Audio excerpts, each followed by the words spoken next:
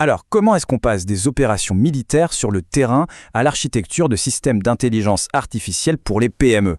À première vue, ça peut paraître être un grand écart, mais en réalité, c'est le parcours très logique et très structuré de Mathieu Debray.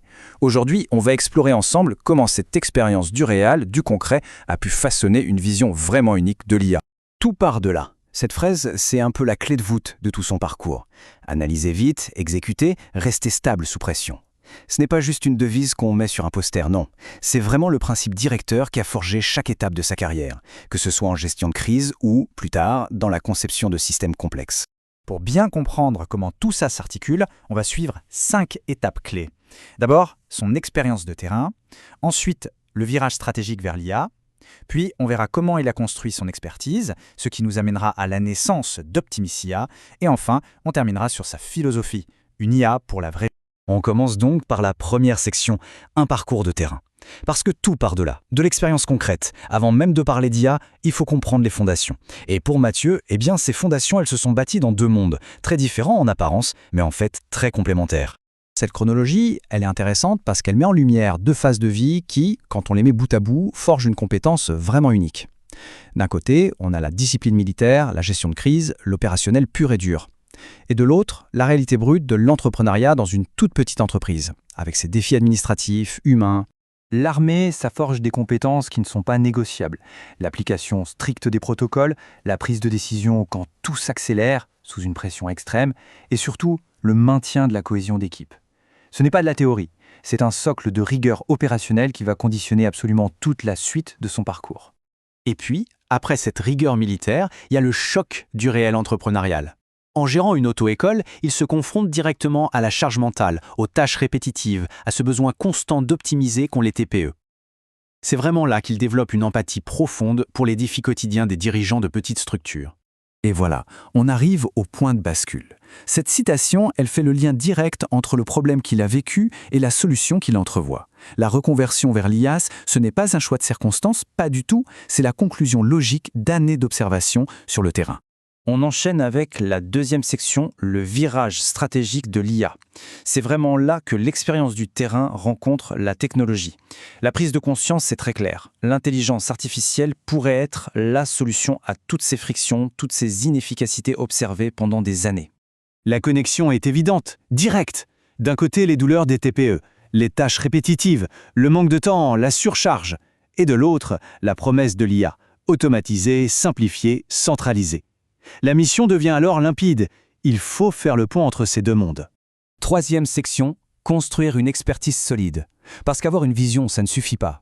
Le passage à l'IA est abordé avec la même rigueur, la même méthode que son parcours militaire. C'est une construction stratégique et méthodique de ses compétences. La première étape, c'est l'immersion active. L'apprentissage se fait par la pratique, au quotidien, des outils et une participation très active aux communautés d'experts. C'est une démarche d'autodidacte, mais d'autodidacte discipliné, qui ancre la connaissance dans le réel et pas seulement dans la théorie. Mais cette auto-formation, elle est complétée par un plan de formation très structuré qui couvre 3 piliers essentiels. D'abord, la base technique pour l'automatisation, ensuite la base business pour comprendre comment créer de la valeur, et enfin la base de conformité pour sécuriser les projets. C'est une approche à 360 degrés pour bâtir une expertise crédible. On arrive maintenant à la 4e section, Optimis IA, l'aboutissement. C'est là qu'on arrive à la synthèse de tout ce parcours. Optimis IA, ce n'est pas juste un projet de plus, c'est vraiment la formalisation de toutes les expériences passées en un système cohérent. Et c'est une question essentielle. Pourquoi un écosystème ? Eh bien parce que le problème observé sur le terrain, ce n'était pas un manque d'outils. Des outils, il y en a plein. Le vrai problème, c'était le manque de méthodes pour les faire fonctionner ensemble et surtout de manière durable. Et voici l'architecture de ce système. 5 piliers pour sécuriser toute la chaîne de valeur de l'IA. De la décision stratégique jusqu'à la conformité légale, en passant par la production, l'adoption par les humains et la création de valeur. Chaque étape est pensée, chaque étape est critique. Le premier pilier, c'est associé. Lui, c'est le garde-fou stratégique. Son rôle, c'est de s'assurer qu'on va dans la bonne direction avant même de commencer à construire quoi que ce soit. C'est lui qui aide à dire non aux fausses bonnes idées et à se concentrer sur les projets qui ont un réel potentiel. Une fois la direction validée par e-associé, c'est au tour de ProdIA d'entrer en scène. Lui, c'est le moteur d'exécution. Il prend la décision stratégique et il la transforme en solution technique concrète. Une automatisation, un agent IA, du contenu. Sa mission, l'exécution précise de la stratégie. Ensuite, on a un pilier absolument crucial, Transit IA. Lui, il se concentre sur l'humain. Son rôle, c'est de s'assurer que l'outil, une fois qu'il est déployé, est réellement utilisé au quotidien. Il va gérer l'adoption, la formation, et il va lutter contre ce qu'on pourrait appeler le rejet silencieux de la technologie. Une fois que l'outil est adopté, grâce à Transit IA, c'est Business IA qui entre en jeu. Son objectif, transformer cet usage en valeur quantifiable pour l'entreprise. C'est lui qui s'assure que l'investissement dans l'IA génère un retour sur investissement concret et qu'il contribue à la croissance. Et enfin, Legali. C'est le garant de la conformité. Dans un monde où la régulation de l'IA devient de plus en plus stricte, ce pilier assure que chaque projet respecte le cadre légal, du RGPD à l'AI Act. Il protège l'entreprise sur le long terme. Et voilà la synthèse visuelle. Ce logo, il représente l'ensemble de l'écosystème. On y retrouve les symboles de chaque pilier, la décision, la production, l'humain, la valeur et la loi. Tout ça orchestré dans un système qui se veut cohérent et sécurisé. Et on termine avec la 5e et dernière section, une IA pour la vraie vie. Pour conclure, il faut revenir à la philosophie qui anime toute cette démarche. Parce qu'au-delà de l'architecture, c'est une vision très pragmatique et ancrée dans le réel qui est proposée ici. Cette phrase, elle résume absolument tout.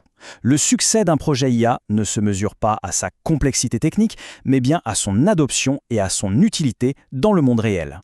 C'est le principe fondamental d'Optimise IA. L'usage et encore l'usage. Et on va se quitter sur cette question. Elle ouvre la réflexion et elle résume parfaitement le parcours qu'on vient de voir. La technologie, au fond, elle est disponible pour tous. Mais la véritable valeur ajoutée, elle réside peut-être dans la méthode, la rigueur et la discipline nécessaires pour la transformer en un succès durable, sur le terrain.